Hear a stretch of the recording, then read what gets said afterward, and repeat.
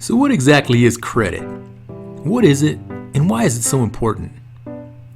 A simple definition of credit is using borrowed money to pay for something. Anything. Credit can be as simple as a person charging a new pair of shoes on a credit card, or as complex as a government borrowing billions to fund a budget deficit.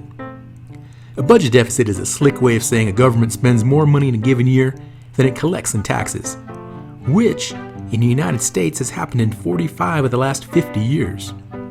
But before you criticize, remember, beginning in the 20th century, the U.S. used a deficit spending model for economic growth, and it worked pretty well because the U.S. has enjoyed dominance as the world's leading economy for nearly 100 years.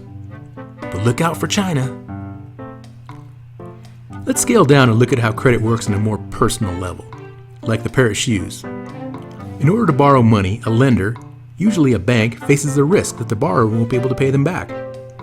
In order to manage this risk, the lender will make it a point to learn as much as possible about the borrower so they don't encounter any surprises. Think about it. If someone has to borrow money from you, what are some things you'd want to know? You probably want to know the person's full name, their address and phone number if you need to contact them. You'll want to know if they have a job and make a decent income. You'll also want to know who else they borrowed money from and if they repaid those debts as agreed. Lenders want to know the same information, much of which can be found in a person's credit report. A credit report is a document.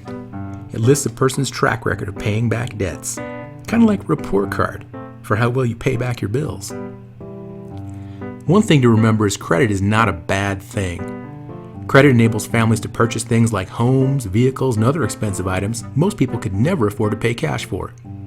As mentioned earlier, credit has fueled much of the economic growth in the United States because our government and corporations use credit, or borrowed money, by selling bonds to investors. Investors purchase the bonds which pay interest, just like you or I will pay interest if we borrow money to buy a new car. The key to using credit is to know when to use credit, when not to, and how much credit to use. When the credit system works right, it makes everyone happy. Borrowers are happy because they get to have new shoes, homes, and whatever else they want. And lenders are happy because they make money from interest while borrowers pay back their loans.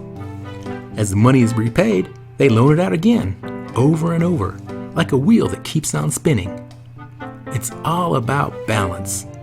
Learn to use credit when it makes sense, stay clear of credit when it doesn't, and enjoy the ride.